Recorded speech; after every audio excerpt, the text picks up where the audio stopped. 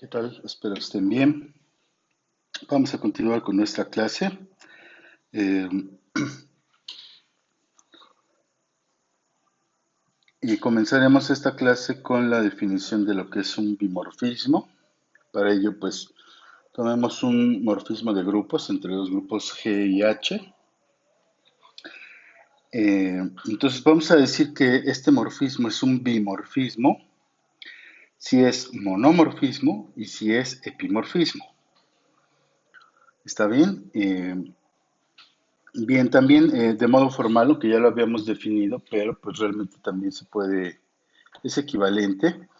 Vamos a tomar un morfismo de grupos y vamos a decir que es un isomorfismo si existe un morfismo de grupos G, que va ahora de H en G, de tal manera que cuando yo calculo la composición F seguida de G, me da la identidad en G, y cuando yo calculo la composición G seguida de F, me da la identidad en H. Y eso es lo que entendemos por un isomorfismo. Y entonces en nuestra proposición 231, pues lo que vamos a demostrar es que pues son equivalentes para un morfismo de grupos, ser isomorfismo, biyectiva y bimorfismo. Entonces, bueno, vamos a ver cómo se hace esto. Pues vamos a hacer uno implica dos. Supongamos que F es un isomorfismo, entonces existe un morfismo G que va de H en el grupo G, de tal manera que pues cuando lo compongo de un lado me da la identidad en G y cuando lo compongo del otro lado me da la identidad en H. Eso pues lo que me está diciendo es que F tiene función inversa, pues por lo tanto es proyectiva. Bien, ahora supongamos que F es biyectiva, o sea, vamos a hacer 2 implica uno. Entonces, si tenemos un morfismo de grupos biyectivos, entonces pues tiene función inversa, que hace que pues cuando la compongo de cada lado, pues me da las respectivas identidades. Entonces, bueno, lo que hay que ver es que pues esta función inversa pues es un morfismo de grupos. Para ello, pues tomemos A y B en H. Entonces existen únicos G1 y G2 eh, tal que G1, perdón, G1 es A y G2 pues nos da B. ¿Está bien? Entonces fíjense, la función inversa aplicada a A por B pues es lo mismo que la función inversa aplicada a f de G1 por f de G2. Ahora, como f es morfismo, eso sí lo tenemos, pues tenemos que esto es lo mismo que f inversa evaluada en f de G1 por G2. Y bueno, pues como f de la menos 1 es inversa de f, pues me va a quedar que esto es igual a G1 por G2, y eso es lo mismo que f inversa de A por f inversa de B, ¿no? Porque, bueno, pues eso se sigue de aquí, ¿no? Que de este hecho que tienes que esto es A, pues la función inversa lo que va a hacer es justo esto, ¿no? Aplicándola de ambos lados. Eh, por lo tanto, la función inversa, esta función inversa es un morfismo, ¿no? Entonces, ya tenemos que f es un isomorfismo, ¿no? Porque la definición de isomorfismo nos dice que debe de existir eh, un morfismo de H en G, ¿no? Ya teníamos que existía la función, pero acabamos de comprobar que es morfismo. Y bueno, entonces ya tenemos, digamos, uno sí, solo sí, dos. Y bueno, y dos sí, solo sí, tres. pues se sigue de los lemas que vimos, ¿no? De los lemas 233 y 231. ¿Cuáles son estos? Bueno, que ya demostramos que ser epimorfismo es equivalente a su proyectiva, ¿no? Entonces, como tenemos que es epimorfismo y entonces es su proyectiva y pues la otra parte, ¿no? Que si es el monomorfismo es inyectiva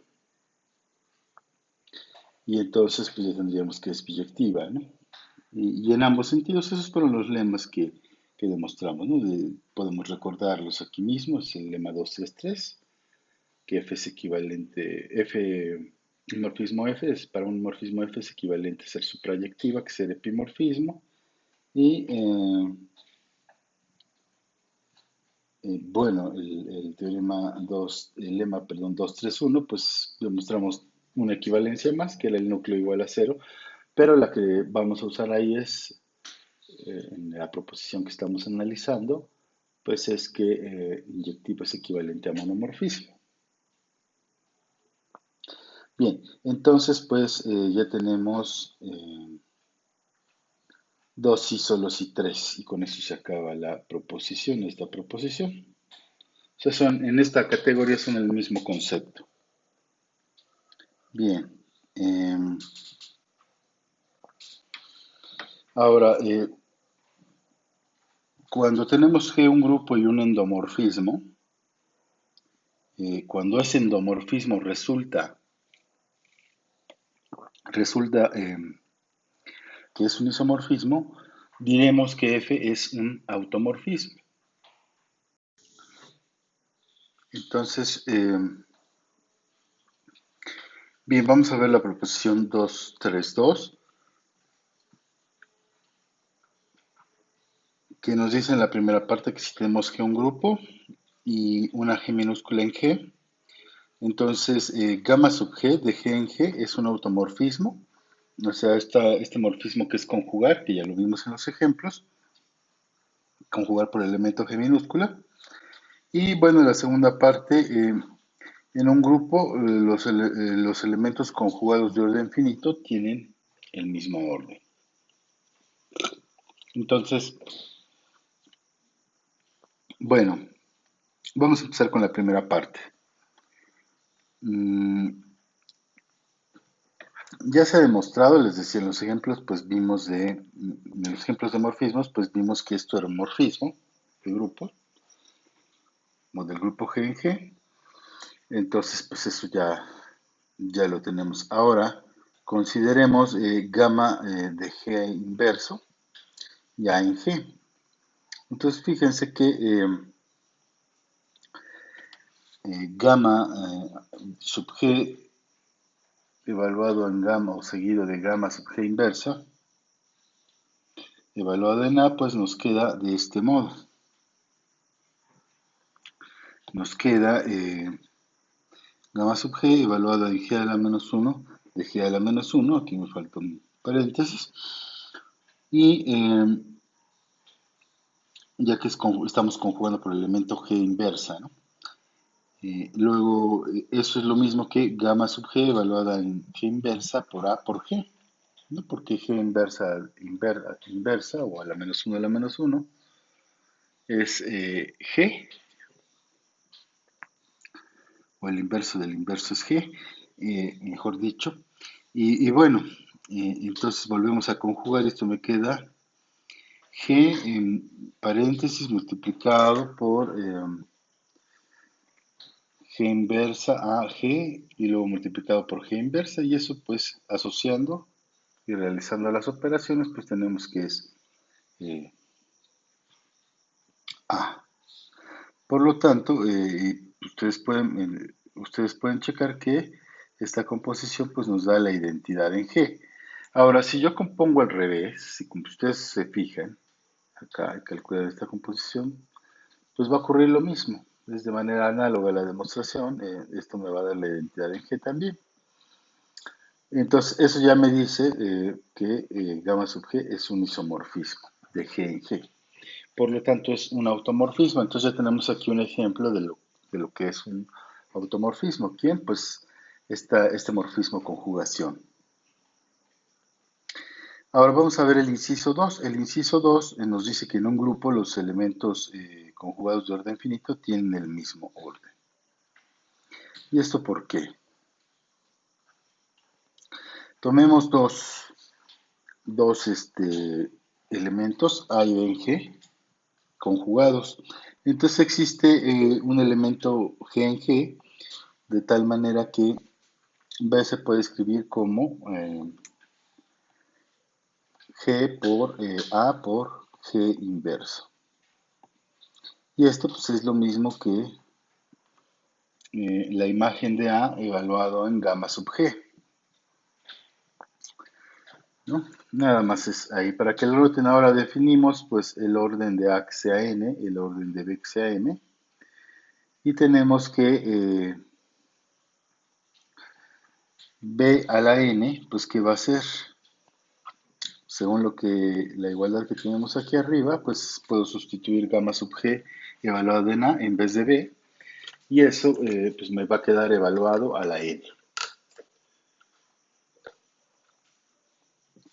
¿Sí está bien? Pero ya vimos que en los morfismos, potenciar, ¿se acuerdan de nuestra primera proposición de morfismos?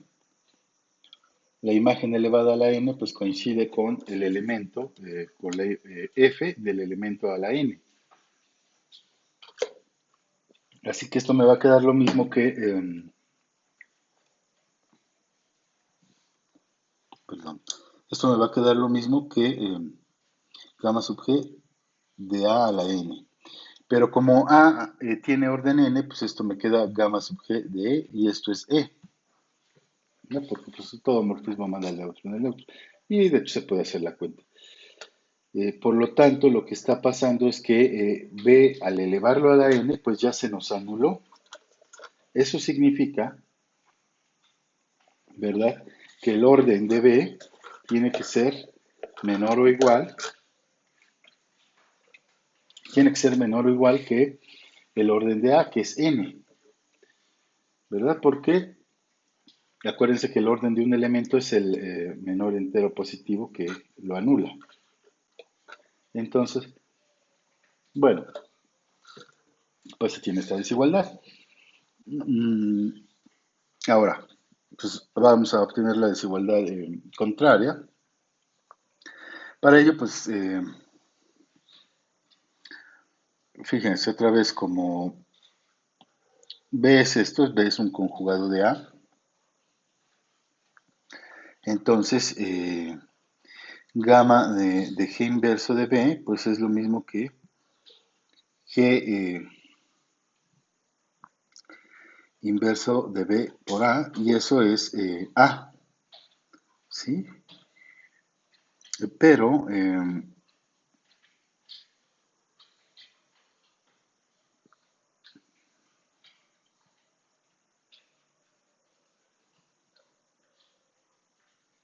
bueno, eso se da porque, a ver, si ustedes, si dicen cómo, bueno, pues si ustedes sustituyen aquí lo que vale B, o sea,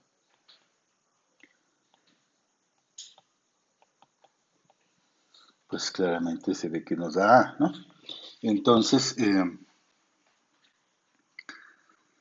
bien, entonces esto es cierto, dado que B tiene esa forma. Pero fíjense, ahora si evaluamos A a la M, ¿qué nos va a dar? A la M, pues nos va a dar gamma sub G inverso de B a la M, y eso es igual a gamma sub G inverso de B a la M, pues ese es el orden de M, acuérdense que es el orden de B, y entonces esto pues nos da el neutro, y esto es E, porque ya sabemos que todo morfismo manda el neutro en el neutro. Entonces, pues, fíjense que cuando evaluamos A a la M nos da el neutro. Eso significa entonces que el orden de A, que es n, tiene que ser menor o igual que m, porque el orden de A es el menor entero que lo anula, y aquí vimos que m también lo anula. Entonces, como ya tenemos las dos desigualdades, pues podemos concluir que n es igual a m. Entonces, eso quiere decir que los dos elementos pues tienen el mismo orden. ¿Sí? y con ello tenemos nuestra proposición. Ahora, eh, bien, este corolario ya en realidad ya lo demostramos, este corolario 231. Este corolario nos dice que tienes un subgrupo normal, entonces el morfismo canónico natural, no de G que va de G en el cociente G módulo n, definido de este modo, cada elemento lo manda a su clase, pues es un morfismo suprayectivo con núcleo n. Eso ya lo demostramos en los ejemplos, en las proposiciones, en las observaciones. Eh, y bueno, pues se sigue de la definición del producto, ¿no? O sea, ya vimos que es suprayectivo, ya vimos que pues su núcleo es claramente tiene que ser n, ¿no? Eh, pero bueno, aquí les dejo la demostración, la van a poder checar con calma, pero les digo, ya lo hicimos, ¿no? ¿Qué es morfismo? Pues se sigue muy sencillo de esta parte. ¿Qué es suprayectivo? Lo que es un epimorfismo. Pues si ustedes toman una clase acá, ¿de dónde viene? Pues de nu evaluado en A, ¿no? Eso nos da n de A. Entonces ya tienes que es suprayectivo y el núcleo es n, pues fíjate que si tienes un elemento en el núcleo, ¿a dónde lo manda? Pues al neutro. El neutro en el cociente, acá acuérdense que es la clase del neutro, ¿no? O sea, es n, pero eso es n, por eso es que aquí nada más aparece n. Y por definición, nu de A, aquí debería de ser nu, es la misma función. Nu de A es NA, o sea, como ustedes, no aprobado. Y entonces, esto es N de A igual a N, ¿no? Porque estamos suponiendo que A está en el núcleo. Pero esta igualdad se da entre estas dos clases, si solo si, pues A está en N. Por lo tanto, pues ya tenemos que el núcleo está contenido en N. Y ahora, si ustedes toman, bueno, pues ya lo estamos haciendo, pues ya lo habíamos hecho, pero si ustedes toman NNA, digo A en N, entonces la clase de N pues es lo mismo clase que la clase de NA, por lo que tienes que nu de A es NA por definición del morfismo canónico de esta función, y entonces estamos suponiendo que esto es N y esto es el neutro, es decir, A está en el núcleo, por lo tanto son iguales. ¿Está bien? Entonces este morfismo pues, es importante, lo vamos a usar a continuación en los teoremas de isomorfismo. El morfismo canónico o natural pues es un epimorfismo, ¿no? Un morfismo suprayectivo. ¿Que va de dónde? Del grupo al cociente. Para darlo pues necesitamos siempre un subgrupo normal. Ahora, fíjense, esta observación, bueno, no está de más. Nos dice lo siguiente, todo subgrupo normal es el núcleo de algún morfismo. ¿Por qué? Pues ¿de qué morfismo? Del morfismo canónico, ¿verdad? O sea, tú tienes cualquier subgrupo normal de G, pues tomas nu, pero nu que va de G al cociente,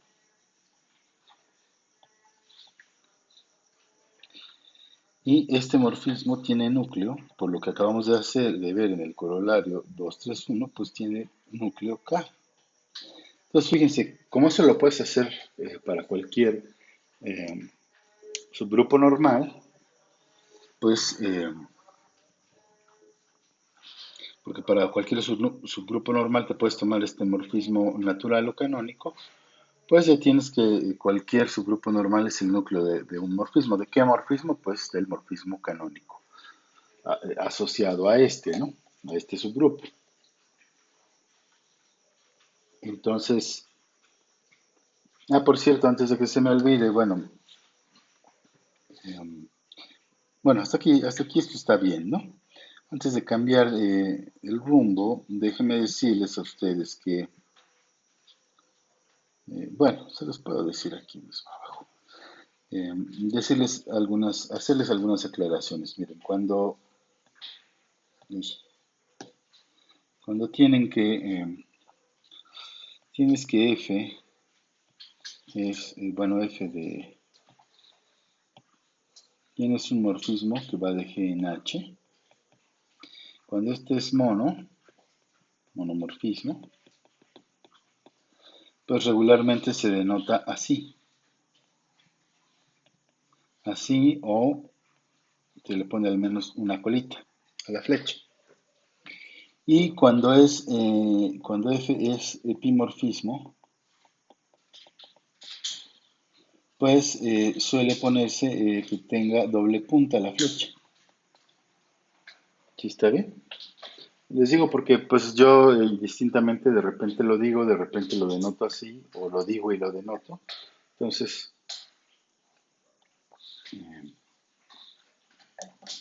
pues lo voy a estar usando. Y cuando algo es isomorfismo o bimorfismo, que en este ya vimos que todo es equivalente, ¿no? O sea, bimorfismo a isomorfismo, pues lo que vas a escribir es doble punta y doble cola en la flecha. Aquí denotas un isomorfismo. Entonces, bueno, antes de que se me olvide, porque esta observación no la hice en las notas. Bien, entonces estábamos aquí. Ahora vamos a hablar la definición 2, 3, 6. Primero, si tienen ustedes un par de elementos, 2, 3, 6, el inciso 1, si nos dice que si tienen un par de elementos A y B en G, vamos a definir el conmutador de estos dos elementos y se lo vamos a denotar así, como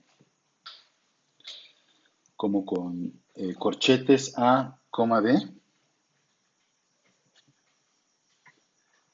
y eso va a ser A por B por A a la menos 1 por B a la menos 1. ¿Sí? Todo eso. Ese es el conmutador de dos elementos. Ahora, la segunda parte de esta definición nos dice el subgrupo conmutador de un grupo G se denota y se define como, se le pone aquí una tilde, ¿no?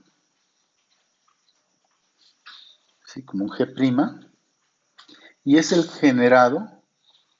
grupo generado por todos los conmutadores de todos los elementos en G, ¿no? O sea, A y B son cualesquiera.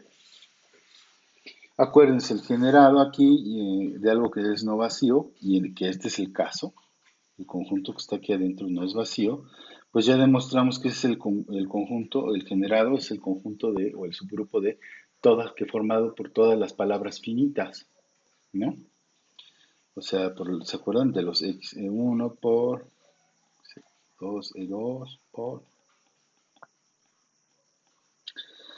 donde pues ya sabes que EI es más o menos 1 y en este caso los XI pues son AI por BI, son los conmutadores de AI por BI. Aquí lo escribí. Bueno, pues son.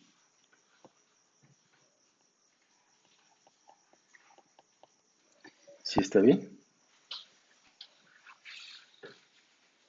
Entonces,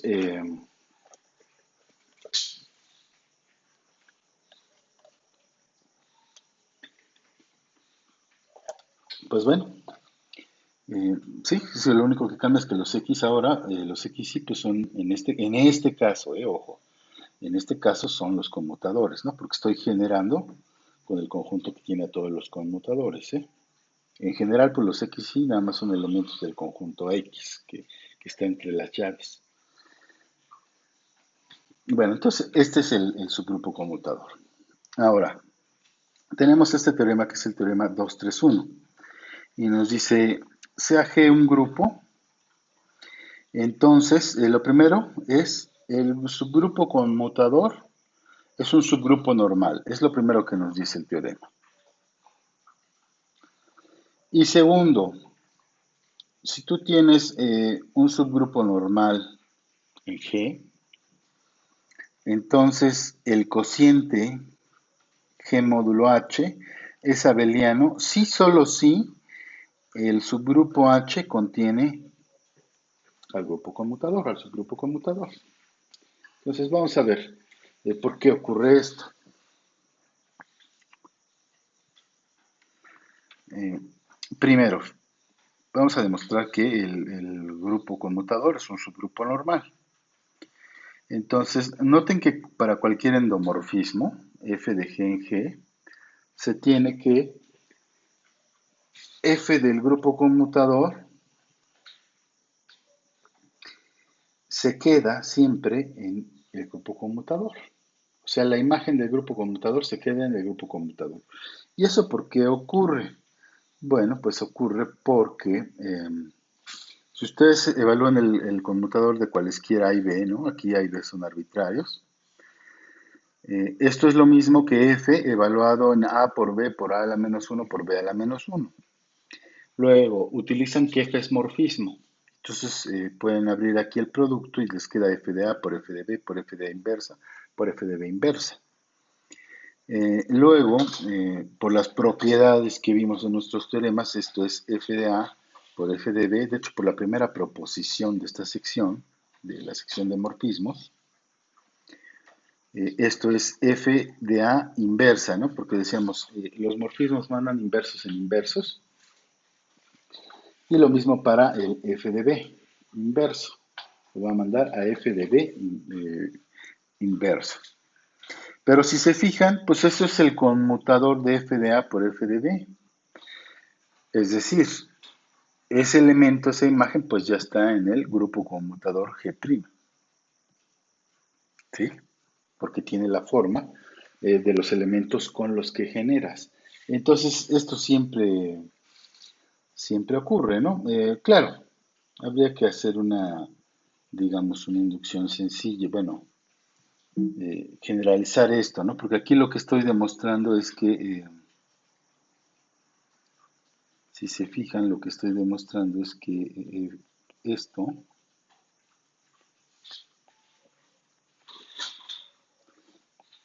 eh, está contenido en G'. Pero bueno, eh, acabamos de ver que esto pues en realidad es la colección de los f de A, f de B tal que A y B están en G, ¿no? Bueno, está contenido aquí. ¿Sí está bien? Pero esto que está aquí adentro, pues es con lo que estás generando el grupo conmutador, ¿no? Entonces, todos sus elementos, fíjense, todos los elementos del grupo conmutador, pues les decía, si tú te tomas un X aquí, pues entonces ese X tiene la forma de A1, B1, E1 por A2, B2, E2, continuando así hasta multiplicar a AN por BN, EN, ¿no? Y cada uno de estos, eh, su imagen, cuando yo le aplico f de x, fíjense ustedes que es f de esto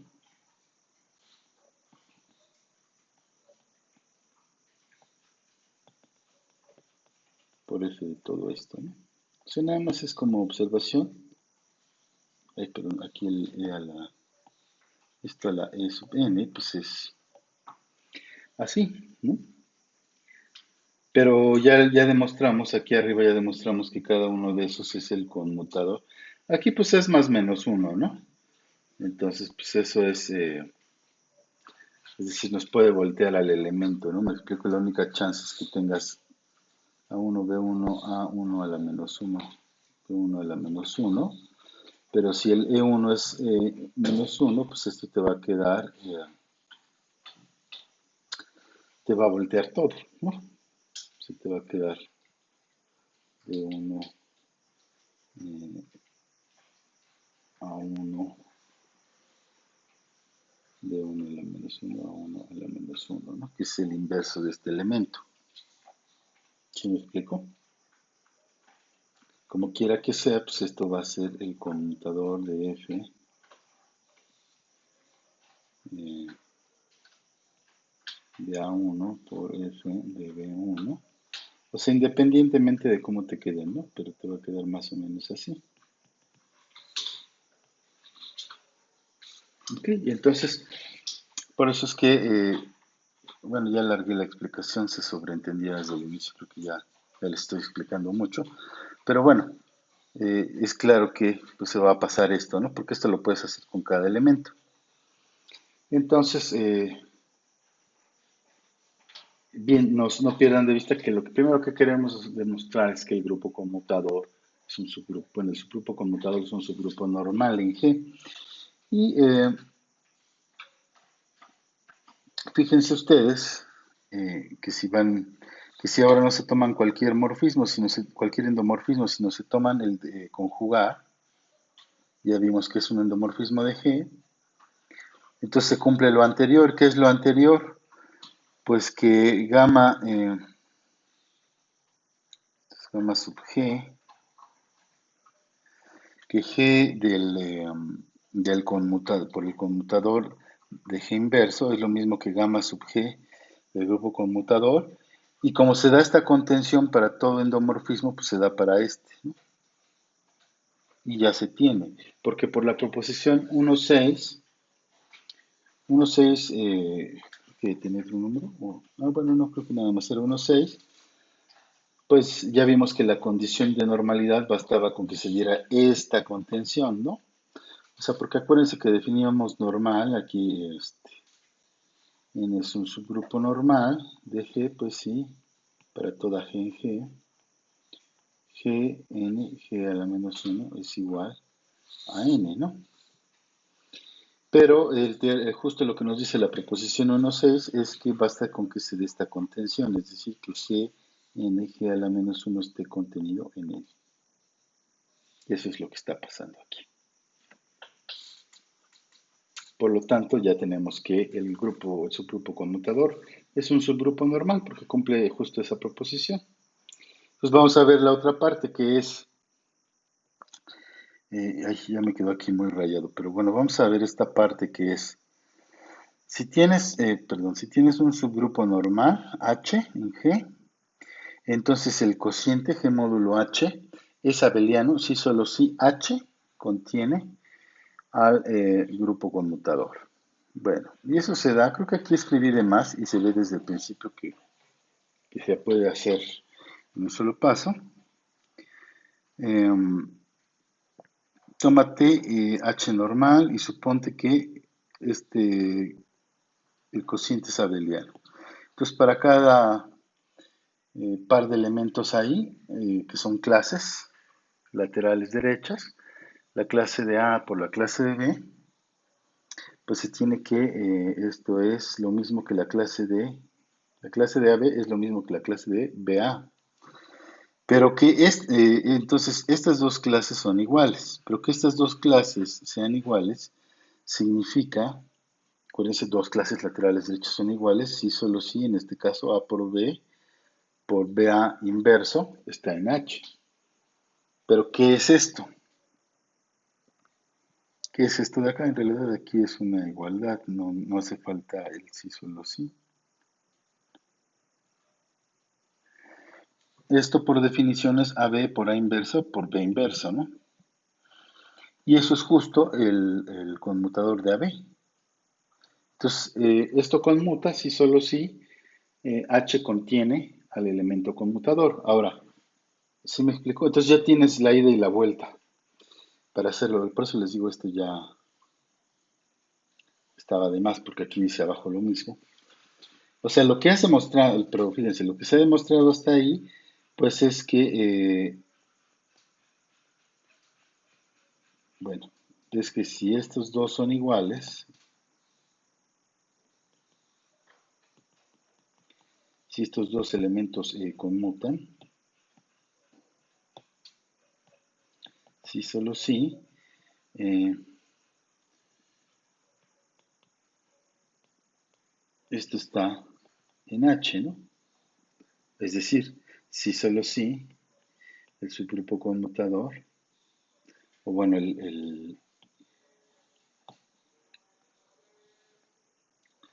la colección de todos los conmutadores está contenido en H. Pero fíjense que la colección de todos los conmutadores esté en H implica forzosamente que,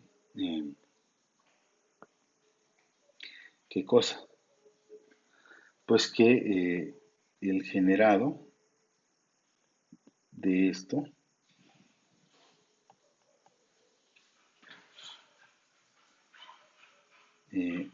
esté contenido en H. ¿Sí? Esto está contenido en H. Entonces,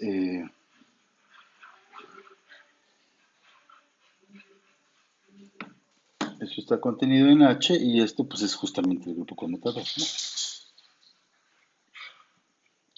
Y al revés, si el grupo conmutador está contenido en H, pues entonces también se puede que esto esté contenido, implica que con lo que generas pues está contenido en H, ¿no? Eso es trivialmente. Por lo tanto, pues se vale nuestra proposición, que es que el cociente es abeliano si solo si el subgrupo conmutador está contenido en H. Y pues con esto acabamos esta sección. Bien, ahora vamos a continuar con la sección de teoremas de isomorfismos y teorema de la correspondencia. Esta clase vamos a ver nada más los tres teoremas de isomorfismos. En la siguiente ya vemos el eh, teorema de la correspondencia.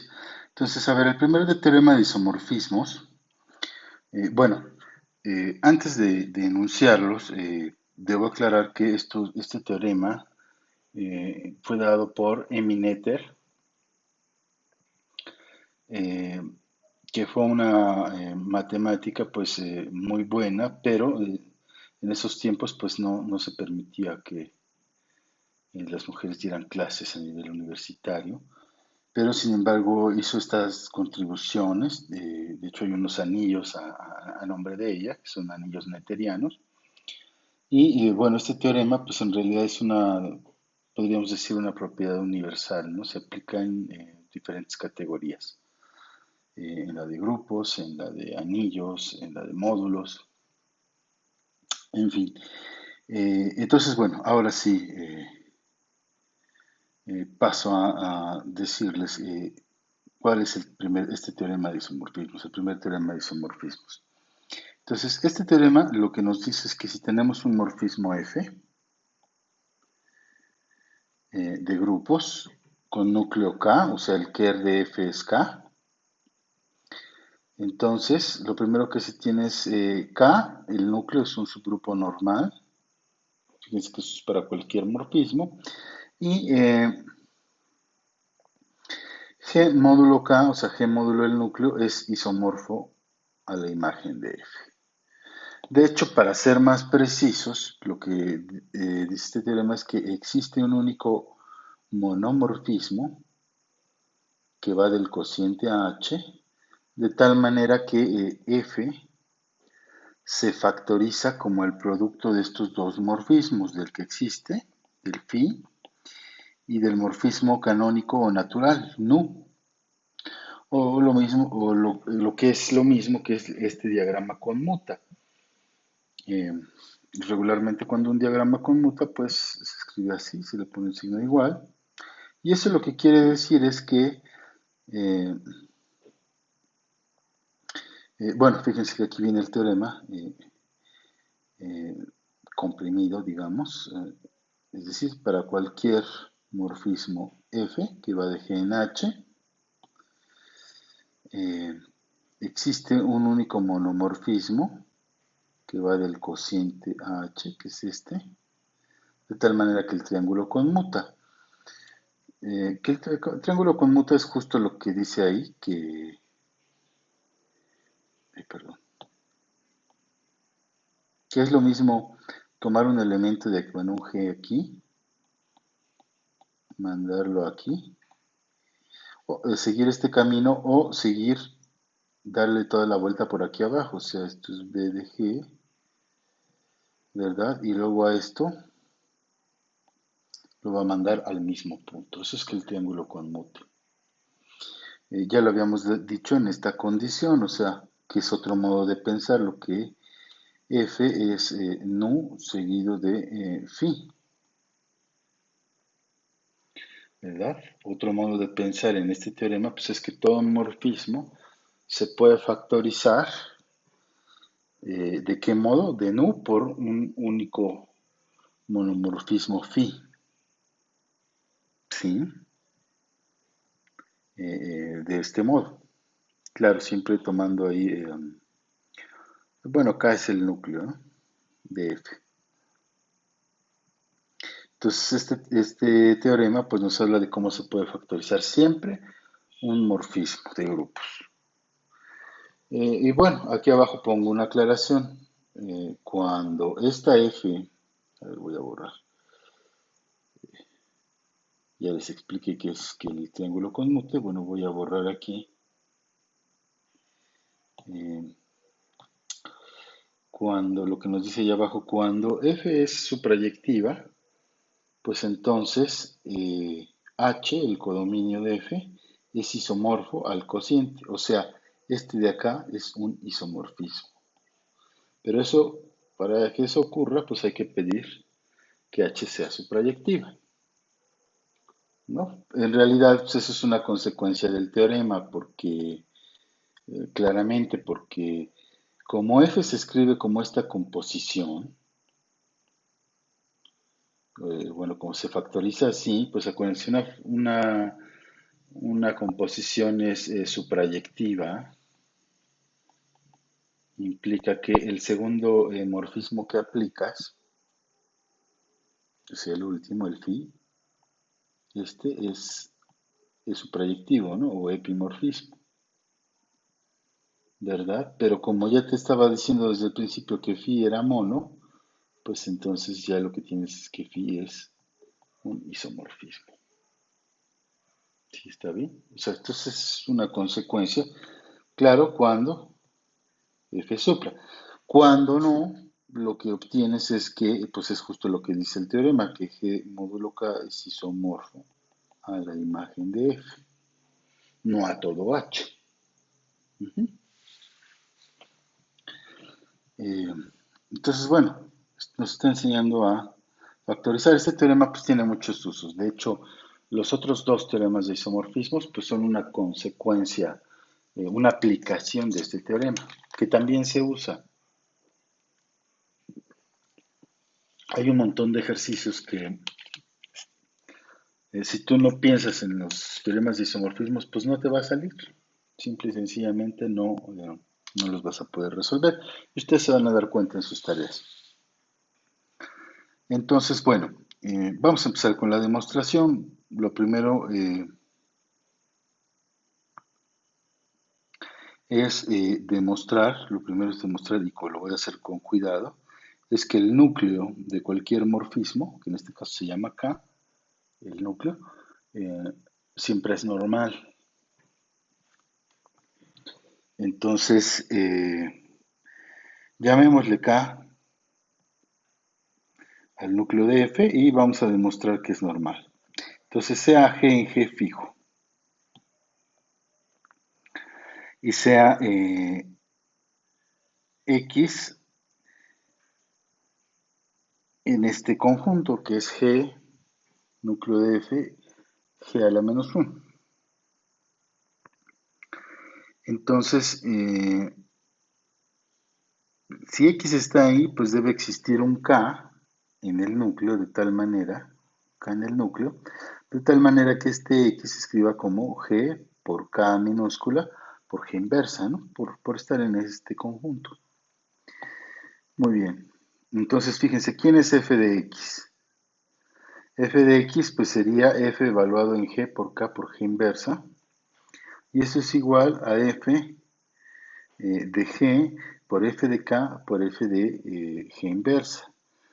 Pero bueno, pues como f estamos suponiendo que es un morfismo, esto me queda f de g, ¿verdad? Por K está en el núcleo, entonces su imagen va para el neutro, por eso aquí nos queda ahí. Y f de g a la menos,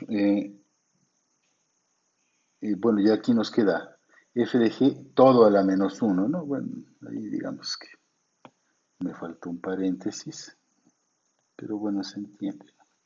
Se refiere al inverso multiplicativo de f de g. Y eso claramente es el neutro. Así que f de x nos dio el neutro, eso significa que x ya estaba en el núcleo. Entonces lo que acabamos de ver es que para toda g en g, cuando yo me tomo un elemento de aquí, pues va a parar al núcleo, o sea, tenemos esta contención, ¿sí? Y por la proposición 161, ya ven como si tenía otra notación, el núcleo pues es normal, ¿no? Porque va hasta esa contención. Entonces, fíjense, esta primera parte del teorema de isomorfismo pues, nos dice algo muy importante. El núcleo de cualquier morfismo de grupos es normal, siempre. ¿Ok? Y eso pues, se va a estar usando ya de aquí en adelante eh, cuando se necesite. Muy bien, continuamos. Y de hecho, pues eso es bien importante en este teorema porque, pues si no, fíjense que aquí el cociente, pues no tiene estructura, ¿no? Porque acuérdense que para que esto sea un grupo, para que tenga estructura de grupo, sobre lo que lo estoy cocientando tiene que ser un subgrupo normal. Y este teorema pues me dice el núcleo, ¿no? Entonces esta parte es fundamental para lo que sigue, ¿no? Eh, que, es, eh, que es ver que existe pues un único monomorfismo que hace conmutar este triángulo, o sea que se da esto de aquí. Eh, Muy bien, entonces vamos a proponer al phi. El phi lo vamos a proponer como lo queremos. ¿Cómo es como lo queremos? Pues así, o sea, phi de una clase lateral derecha, eh, lo voy a mandar a f de g. ¿Se acuerdan? Habíamos dicho seguir este camino, o sea, de aquí va a parar a f de g y esto va a parar a nu de g, pues nu de g es, lo va a mandar a su clase lateral derecha y luego lo que haces es, para que esto coincida, o sea, lo que estamos haciendo es, ¿cómo voy a definir el phi? Pues así como lo quiero a cada clase lateral derecha, lo mando a f de su representante. O sea, aquí el g que aparece aquí y el g que aparece acá, pues es el mismo. Así es justo como lo estamos definiendo. Ujú. Entonces, pues mostremos que que la función está bien definida o que en efecto esto es una función. Entonces, ¿cómo se hace eso? Pues tomas dos puntos iguales, en este caso K de A y K de B, y pues quieres ver que tienen la misma imagen. Ese es el modo de mostrar que algo es función o que está bien definida la función. Pero si estas dos clases laterales derechos son iguales, eso pasa si solo si, o bueno, implica que A por B inversa están en K, o sea, están en el núcleo. Así que como este producto está en el núcleo, pues cuando le aplico la función, el morfismo f, eh, porque f sí es morfismo, pues esto los manda al neutro, ¿no? Al 1. Y esto, por las propiedades que ya vimos, pues es f de A por el inverso de f de B. ¿Sí está bien? Así que este por este me da el 1, ¿verdad? Y que el 1, entonces podemos despejar, ¿no? Entonces esto me queda que f de b es igual a f de a, Y entonces fíjense, ¿pero quién es f de b? Pues f de b es phi de la clase de b, así como lo estamos definiendo, y f de a es phi de la clase de a, ¿sí? Porque así definimos la phi. Entonces, fíjense, me tomé el mismo punto con, digamos, las mismas dos clases con representantes no necesariamente iguales, y resulta que van a parar al mismo punto. Por lo tanto, phi está bien definida, o sea, sí tenemos una función. Lo siguiente es, veamos que phi es un morfismo. Entonces, si tomamos phi de la clase lateral derecha de A por la clase lateral derecha de B, eso es phi de la clase lateral derecha de A por B, porque así se define el producto en el grupo cociente. Entonces, bueno, esto me da, esto es, por definición, f, perdón, de A por B, porque así definimos la phi, ¿no? A phi de una clase lo mandas a f del representante. Entonces aquí el representante se llama A por B, por eso nos queda f de A por B. Ahora, como f es morfismo de grupos, pues esto me queda f de A por f de B.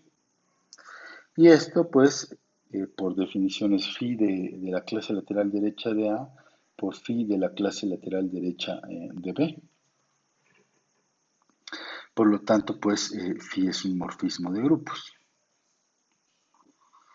Ahora, lo que nos resta ver, acuérdense, el teorema nos dice es que existe este phi que es monomorfismo. Entonces, veamos que es un mono o que es inyectiva. Ya demostramos que son equivalentes aquí en grupos. Entonces, ahora,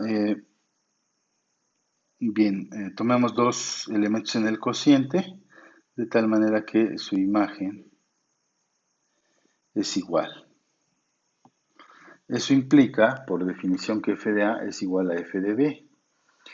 Así que puedo despejar, ¿no? Y eso me queda f de A por el inverso de f de B igual a 1, ¿no? Pero el inverso de f, digo, pero f de A por el inverso de f de B, pues es lo mismo que f de A por el inverso de f de B. Ya hicimos esa cuenta, ya no la voy a hacer. Se sale otra vez de la primera proposición de la parte de morfismos. Pero que pase esta última, pues nos dice que A por B inversa está en el núcleo. Y esto pasa si solo si la clase lateral derecha de A es lo mismo que la clase lateral derecha de B. Ay, perdón.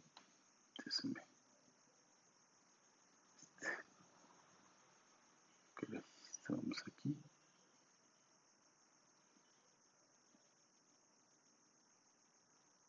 Ya se me movió esto, una disculpa. ¿Dónde estamos?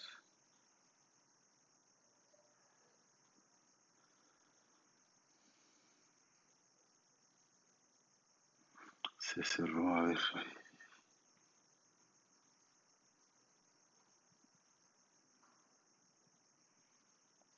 Aquí estamos.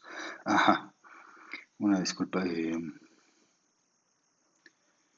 Ya vimos que es morfismo. Entonces,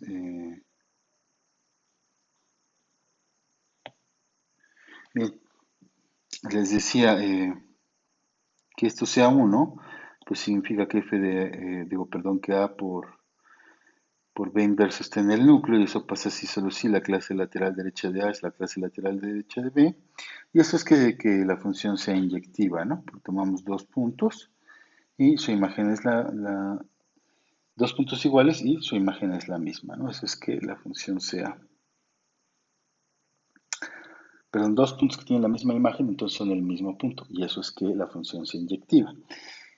Eh, si se fijan, era lo mismo que, bueno, cuando vimos que era función, pues ver el sí solo sí, ¿no? Que de hecho sí se valía. Entonces, el regreso es ver, que el regreso de checar que algo es función, eh, pues es ver que la función es inyectiva. Eso es lo que está pasando aquí. Bueno, aquí en todos los argumentos, ¿no? Que sean checar eso. Pero bueno, lo que queríamos es que phi es inyectiva. Ya vimos que es morfismo, que está bien definido y que es inyectiva. Ahora vamos a hacer vamos a checar que haga lo que nosotros queremos. Y es ver qué factoriza ahí, que es un factor del morfismo F. Entonces, bien, si tenemos, phi, bueno, nu seguida de phi evaluado en A, pues esto es phi evaluado en nu de A. Y esto es phi acuérdense que nu de A, pues lo manda como es el morfismo canónico natural, pues lo manda a su clase lateral derecha, ¿no? Pero phi de una clase lateral derecha, pues lo definimos que lo manda a F. O sea, es que ya habíamos definido a F como lo queríamos. O bueno, a phi como lo queríamos, ¿no? Entonces ya tenemos que F se factoriza así, ¿no? Como esto pasa para toda A, y ya sabemos que esas dos funciones tienen el mismo dominio y el mismo codominio, pues entonces son iguales. Eh, por lo tanto, F ya hace conmutar, Phi ya hace conmutar el triángulo. A ver, voy a borrar esto. Bueno, aquí está. Al tener esta igualdad, fíjense que al tener la igualdad de aquí,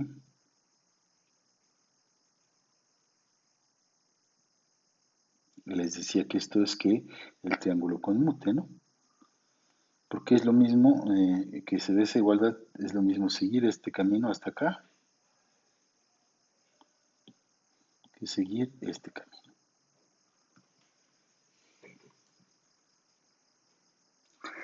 Eh, entonces ya tenemos que phi hace conmutar el triángulo. Ahora vamos a ver que phi es única. ¿Sí? Eso es importante porque luego en algunos textos no lo menciona, pero sí es importante que este morfismo es único, hacerlo recalcar. Eh, ¿Por qué es único?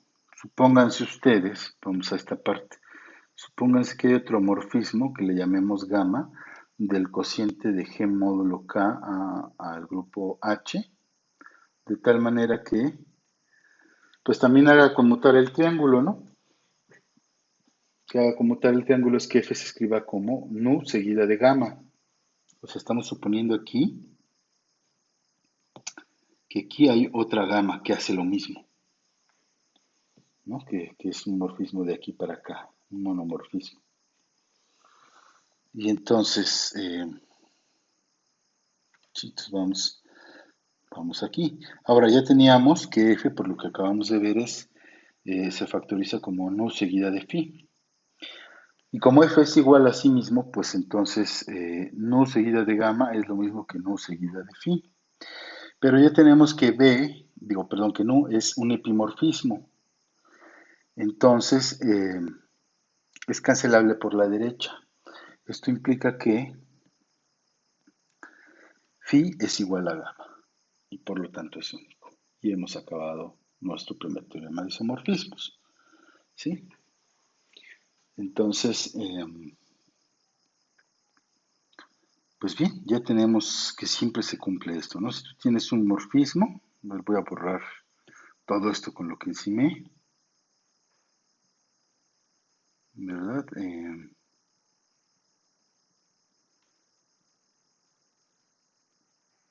Si tú tienes un morfismo, F de G en H y con núcleo K, entonces acuérdense que el morfismo canónico pues, es un epimorfismo.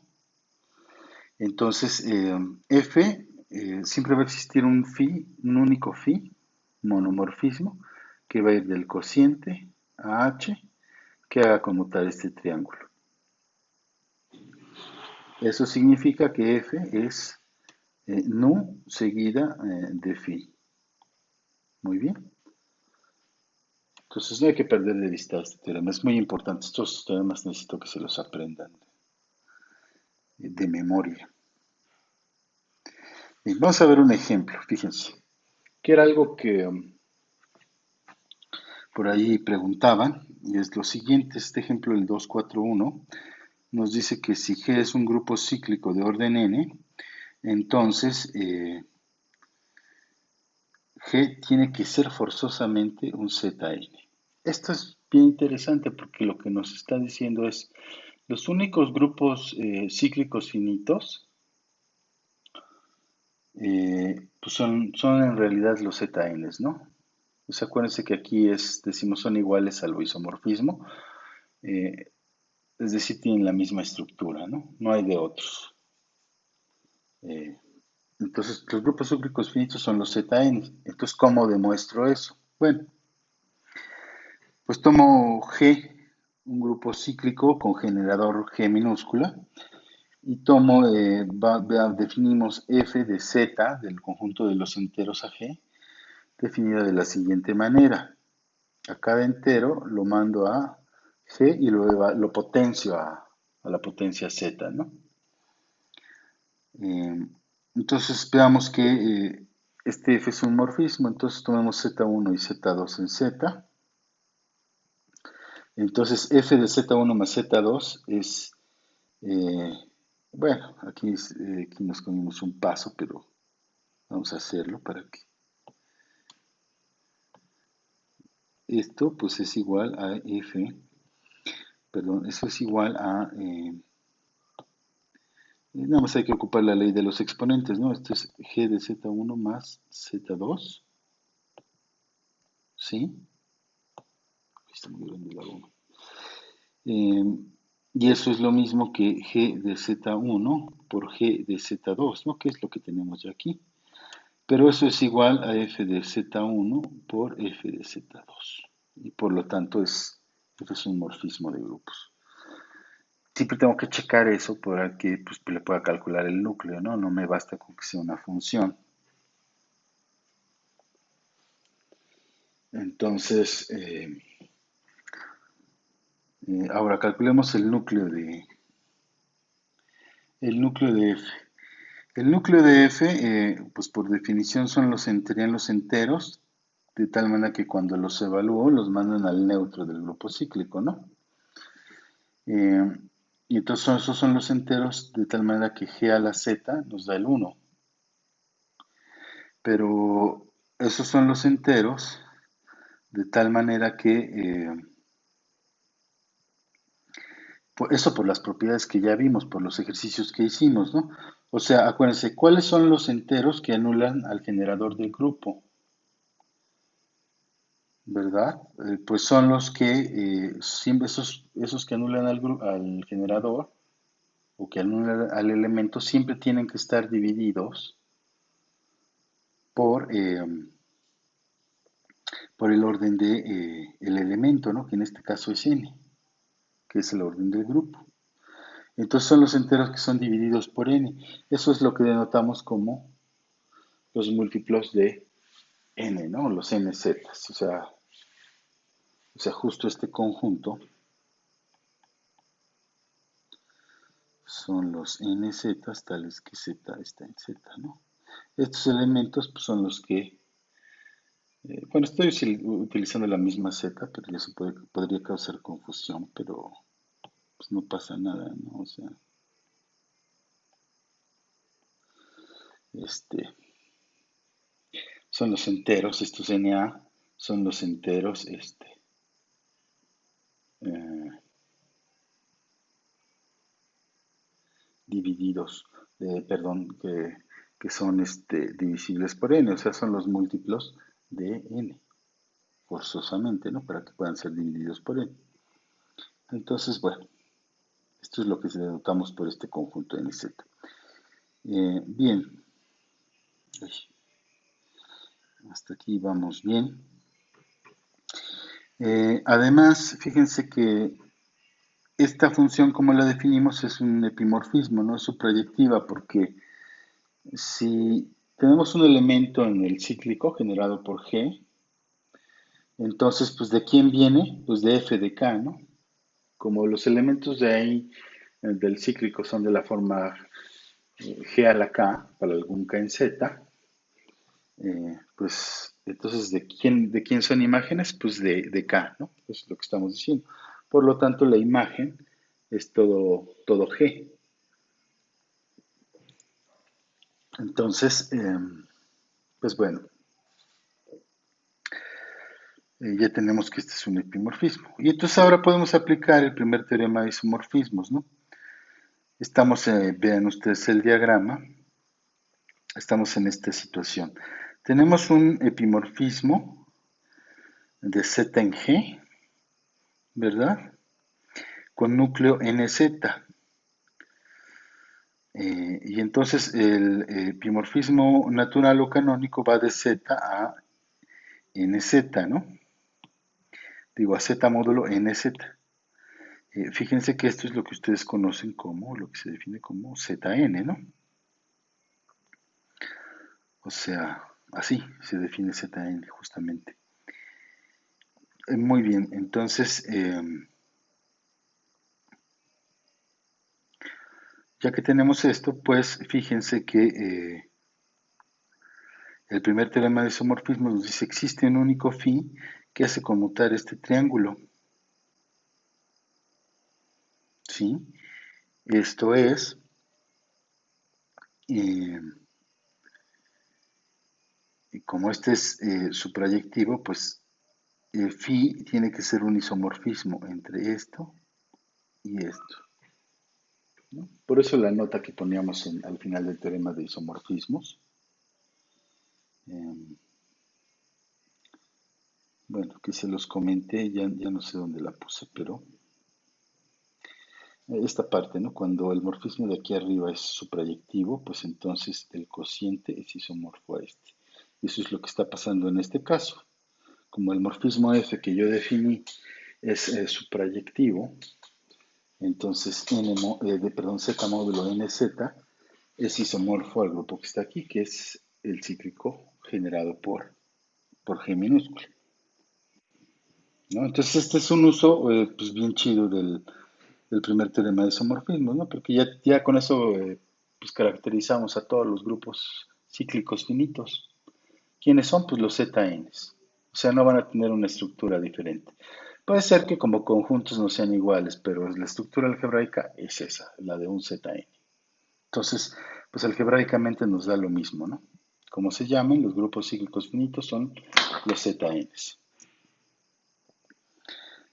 Muy bien, entonces, hasta aquí con este ejemplo del uso del primer teorema de isomorfismos, ¿no?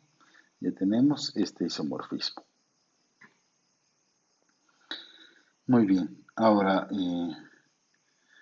voy a continuar con este lema que es auxiliar, que nos dice, eh, para poder ver el segundo teorema de isomorfismos, que nos dice lo siguiente. Si tienes, no, para ver el siguiente material sin problemas. Si tienes dos subgrupos, T y S de G, y alguno de los dos es normal, tanto T o puede ser S, alguno de los dos. Entonces, ST es lo mismo que, acuérdense que la yunta aquí es el generado de la unión, ¿no? Y esto es T por S. O sea, ST ya es un subgrupo, pues, ¿no? Acuérdense que habíamos dado esa condición, que este conjunto producto era un subgrupo si solo si ST era igual a TS. Bueno, pues aquí nos dice si alguno de los dos factores, o el T o el S, son normales, pues entonces es un subgrupo y además ese subgrupo coincide con la yunta. Acuérdense que aquí la yunta en grupos, pues es el generado de la unión, ¿no? Esto ya vimos que, bueno, esto siempre es un subgrupo, ¿no? La unión de subgrupos no es un subgrupo, pero su generado sí forzosamente tiene que ser un subgrupo. Entonces es algo así como lo que se llama un producto semidirecto. Pero bueno, vamos a demostrarlo. Entonces supongamos que T es un subgrupo normal de G. Entonces, veamos que ST es un subgrupo, ¿no? Que era lo que les decía. Porque una vez que ya vimos que ST es un subgrupo, pues ya demostramos que es igual a TS. Entonces ya estaríamos haciendo que este de acá es igual a este de acá, por el ejercicio que ya habíamos hecho. Entonces, para ver qué es un subgrupo, pues primero hay que notar que el neutro está ahí. ¿Por qué el neutro está ahí? Porque el neutro está en S, el neutro está en T, y el neutro es él por él mismo, pero él por él mismo es un elemento en S por un elemento en T, o sea que el neutro está en ST. Ahora, si tomamos S1 y S2 en S y T1 y T2 en T, y tomo un elemento en ST por el inverso de otro elemento en ST, pues quiero ver que este producto sigue quedando en ST, ¿no? Pero entonces, ¿qué es este producto? Bueno, pues esto se queda S1 por T1 y el inverso de esto pues es T a la menos 1 por S a la menos 1. Entonces, eh, esto es igual a, aquí podemos multiplicar un 1 disfrazado entre S1 y T1, disfrazado de S2 inversa por S2, y esto me queda multiplicado por el inverso de T2 por S1, por el inverso de S2, ¿no? Entonces, pues puedo asociar, ¿no? Puedo asociar estos dos términos y asociar el resto, ¿no? Y esto me queda S2 por T1 por T2 a la menos 1 por S2 a la menos 1. Pero, fíjense, este término eh, estoy suponiendo que T es normal, así que para todo G en G por T por G a la menos 1 está contenido en T. Y este elemento, fíjense que tiene esta forma. O sea, este elemento, ¿dónde está? Pues está en S2 T S2 inverso. Pero como T es normal, pues esto tiene que estar contenido en T. Así que este elemento está en T. Entonces existe T3 en T, de tal manera que este elemento es igual a T3, ¿no? Porque ese elemento está en T. Eh, entonces con ello, fíjense que este producto, con el producto con el que inicié, que era este, pues es lo mismo que S1 por S2 a la menos 1 por T3. Pero eso fíjense que tiene la forma, bueno, si le pongo aquí los paréntesis de modo adecuado, eh, eso está en S por T. Puedo poner ahí los paréntesis, recuerden porque ya demostramos desde que empezamos, casi desde que empezamos, el principio de la asociatividad generalizada. Entonces, pues acabamos de ver que si tomo un elemento en ST por el inverso de otro elemento en ST, pues se queda en ST. Entonces, por nuestras caracterizaciones de subgrupo, pues tenemos que ya eh, ST es un subgrupo.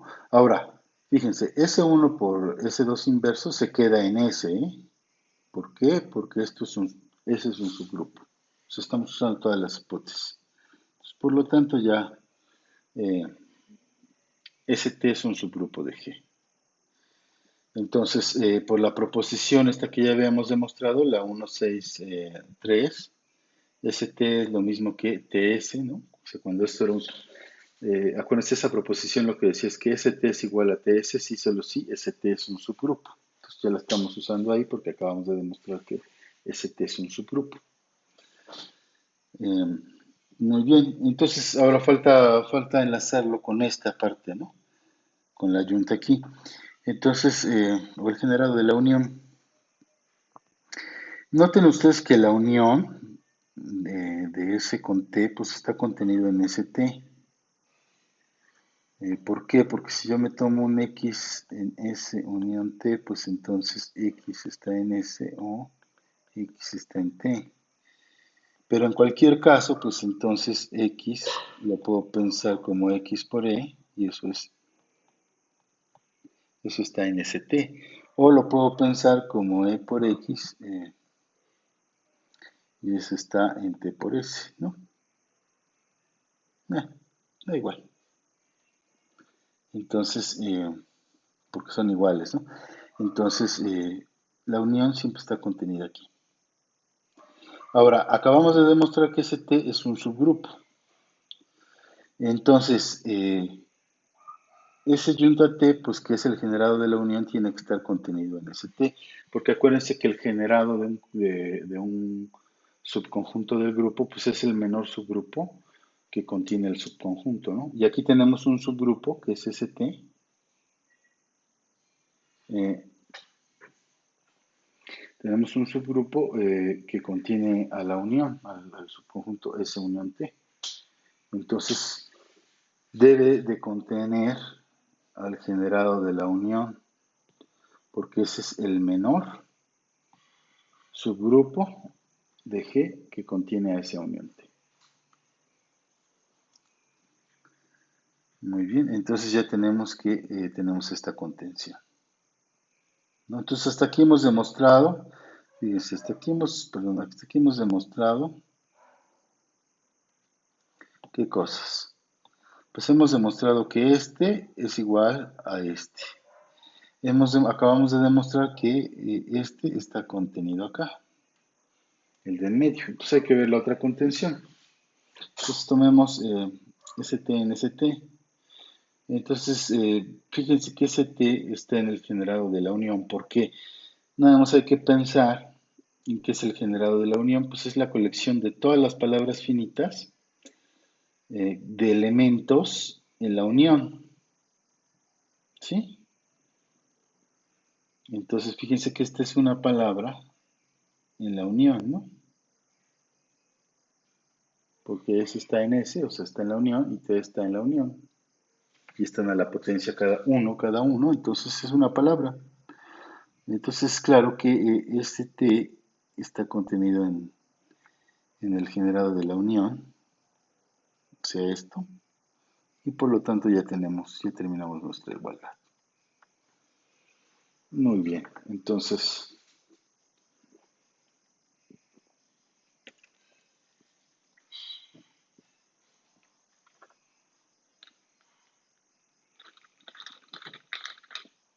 hasta aquí vamos bien. Esto les decía, pues para poder enunciar bien el segundo teorema de isomorfismos que viene a continuación, y que lo que nos dice es, eh,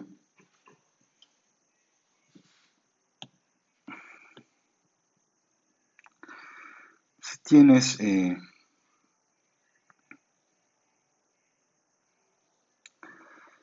N y T subgrupos de G, y uno de ellos, en este caso el N, es normal, entonces la intersección de estos dos subgrupos es normal en el subgrupo que no es normal, o que no sabes que es normal, y el cociente de N módulo la intersección es isomorfo a N por T módulo N, ¿sí?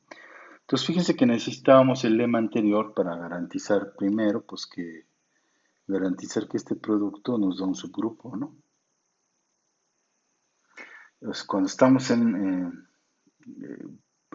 porque aquí el lema lo que nos dice es, si alguno de los dos es normal, entonces esta cosa ya es un subgrupo, ¿no? Entre otras cosas nos dice este resultado. Entonces, pues para hacer el cociente, ¿no? Entonces vamos a hacer la demostración. Pues consideremos el epimorfismo natural o canónico nu, que va de G en G módulo N, ¿no? Porque N, para que eso sea morfismo, pues lo tienes que cocientar, acuérdense, para que eso tenga sentido, pues sobre un subgrupo normal. Y ahora considérense ustedes nu' la restricción de nu a t, ¿no? O sea, no considera, cuando se restringir la función, pues es no considerar todo el dominio, sino solo lo que escribes aquí, es decir, t. ¿Sí? Y entonces esto va a ir de dónde? Va a ir de t a t módulo n. Ujú. Muy bien. Entonces,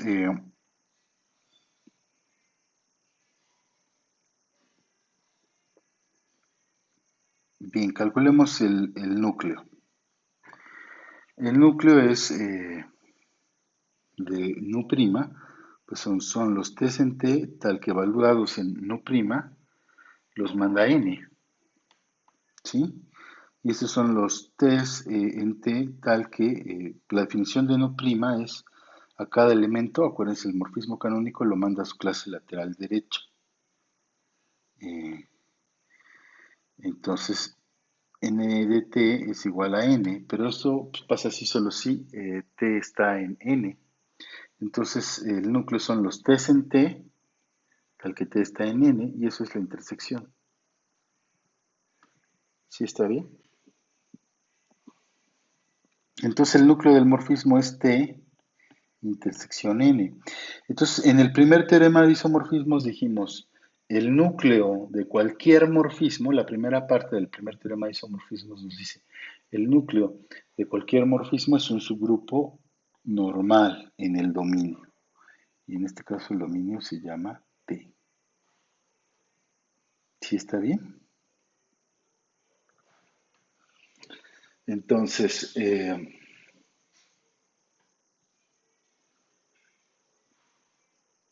hasta aquí vamos bien. Hemos demostrado la primera parte. La intersección es normal en T. Ahora, ¿quién es la imagen de este morfismo? Pues la imagen son los nu' de T, tal que T está en T. Entonces son los n de T, tal que T está en T. Pero fíjense, esto es lo mismo que los n con representante n de T con T en T y n en n. ¿Por qué? Porque tenemos esta igualdad para los n en n, ¿no? O sea, porque si ustedes consideran esto, cuando n minúscula está en n, pues esto es n, ¿no? O sea, porque el n es un subgrupo, ¿no? Entonces es cerrado. Entonces ahí la clase pues es la misma, la clase de n, la clase del neutro. Y esto lo puedes escribir como n de t mayúscula módulo n. Y entonces fíjense que hasta aquí, pues ya tenemos que n de t es un subgrupo de, n de t módulo n es un subgrupo de g módulo n. Y fíjense, si consideramos gamma el morfismo canónico o natural, entonces tenemos esta situación. Voy a basarme en el diagrama y ahorita vemos por qué. O sea, acabo de considerar t de que va de, el morfismo nu', perdón, que va de t a la imagen de nu', que la calculamos y es nt módulo n. Luego consideramos el epimorfismo natural, que le llamo en este caso de gamma de t en t módulo la intersección, cosa que tiene sentido porque ya demostramos que la intersección es normal, entonces por eso puedo definirle este morfismo canónico. ¿Sí está bien? Y entonces ahora sí, fíjense que en esta situación puedo aplicar el primer teorema de isomorfismos, que me dice que existe un único phi que hace conmutar este triángulo, ¿no? Pero además este phi es isomorfismo porque el nu' pues es un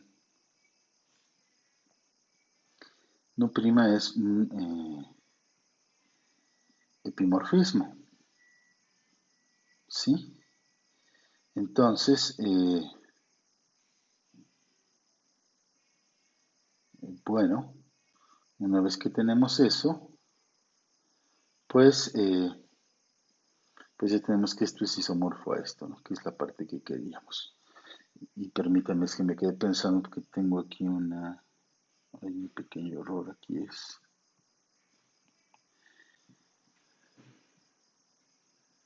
¿verdad? Así,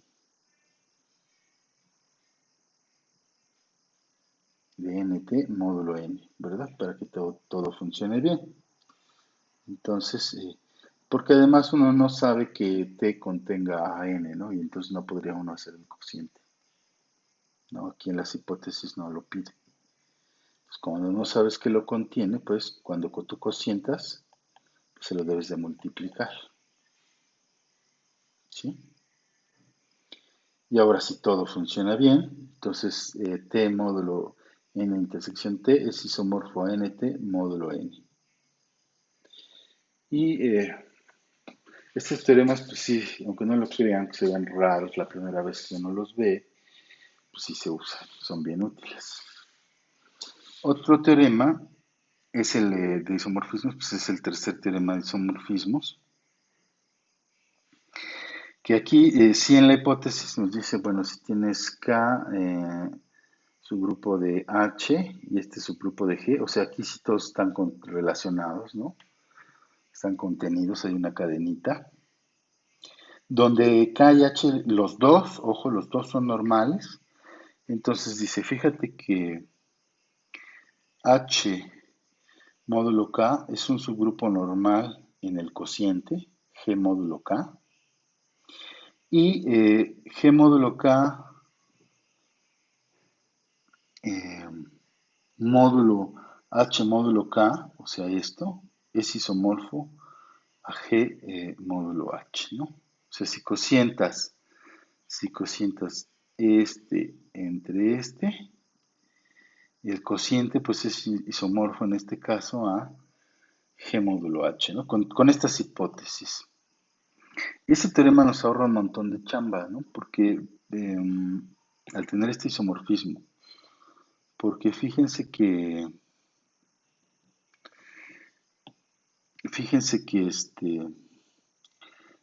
piensen en los elementos que viven acá. Se vuelve bien complicado, ¿no? Porque ¿qué son? Los elementos ahí son clases, o sea, tienes este con representantes en el grupo que está aquí arriba, ¿no? Que son, o sea, son cosas de este tipo, ¿no? Superarlo se vuelve tedioso, se vuelve engorroso. Sin embargo, pues este teorema nos facilita esa chamba, ¿no? Porque en vez de pensarlos así, pues los piensas como elementos acá y ya lo hiciste. Son unas clases laterales derechas como las que venimos manejando, ¿no? Entonces es mucho menos complicado de manejar. Bueno, eso nada más es un poco de motivación para ver el resultado. Y vamos a hacer la demostración. Falta un punto. Vamos a hacer la demostración. Entonces definimos f que vaya de G módulo K a G módulo H. Definida como, pues a cada clase lateral derecha, KG, pues lo va a mandar a la clase lateral derecha HG, o sea, con el mismo representante. Entonces, veamos que está bien definida, ¿no? O sea, si tomamos dos clases iguales, K por G1 igual a K por G2, o la clase de G1 por la clase igual a la clase de G2. Entonces, estas dos clases son iguales si solo si, pues se da esta condición G1 por G2 inverso está en K. Y como K es un subgrupo de H, entonces, pues se tiene que, y este elemento está en K, pues se tiene que G1 por G2 inversa está en H. Y esto está en H, ocurre precisamente cuando H por G1, o la clase de G1 en H, la clase lateral derecha, es igual a la clase lateral derecha de G2. Es decir, pero además esto es F de G2, bueno, de H, perdón, de K, es f de k con representante G2 y esto de acá es f de k G1, ¿no? Con representante G1. Entonces, pues acabamos de ver que está bien definido. Dos puntos iguales en el dominio y los manda al mismo punto. Entonces, pues ya, hasta ahí ya la hicimos. Va todo bien. Si es función. Ahora veamos qué es morfismo. Pues tomo este f de este producto. Eso por definición es f de la clase con representante G1 por G2. Y por definición de f eso es h de G1 por G2. O bueno, la clase lateral derecha h G1 G2. Y eso por definición de producto en el cociente, pues es la clase de G1 por la clase de G2 y eso es f de la clase de G1 por la clase de G2, ¿no? Por lo tanto es morfismo. Ahora fíjense, si tomo un elemento en este cociente, ¿sí? ¿De dónde viene? Pues aquí de esta clase, aquí es K mayúscula, ¿no? De este cociente, de esta clase lateral derecha, perdón, de K con representante G, ¿no? De K por G. Entonces F es un epimorfismo o su proyectiva. ¿Sí está bien? Entonces calculémosle su núcleo, ¿no? Ya vimos que es morfismo. Entonces el núcleo de esto son las clases que cuando yo las evalúo en F van a parar al neutro el neutro en el cociente. En este cociente pues es la clase del H. Entonces eso significa que son las clases AG de tal manera que HG es igual a H, entonces son las clases KG de tal manera que G está en H. Y eso fíjense que precisamente es H módulo K. Y aquí no le tengo que, fíjense que no le tengo que multiplicar, o sea, ustedes cuando evalúan, o sea, la imagen de esto, lo que decíamos hace un momento, pues esto es KH módulo K. Pero por hipótesis tengo que K está contenido en H, así que esto es H módulo K. ¿Sí? Muy bien, entonces, bueno, se da esta igualdad directa porque, pues aquí el K está contenido en H, por eso funciona bien. Ahora, fíjense que entonces tengo esta situación. Tengo un morfismo F que va, un morfismo de grupos que va de G módulo K a G módulo H, su proyectivo. Tengo el morfismo natural que te dice de G módulo K, cociéntale el núcleo de F, ¿no? Fíjense que esto de acá, esto que está abajo de esta línea, es el Ker de F. Lo acabamos de ver. ¿Sí está bien?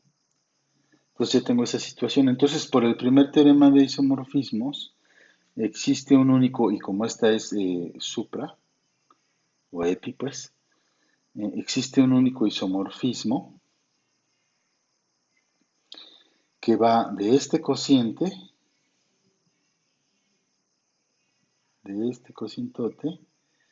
a G módulo H.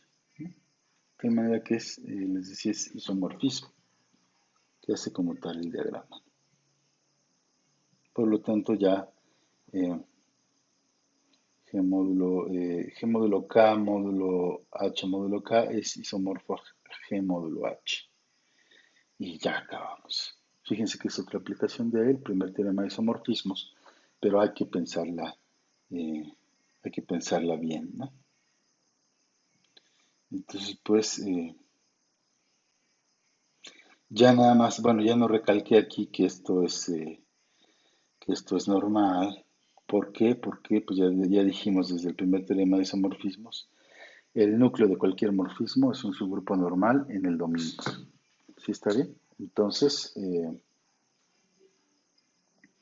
por eso es que, de hecho, si este no es normal, pues recuerden que no puedo hacer este cociente, pero ya lo hice de modo natural porque lo que está abajo es un núcleo. Y bueno, pues con esto acabamos esta clase. Espero que les haya gustado y en la siguiente vemos el teorema de la correspondencia. Saludos.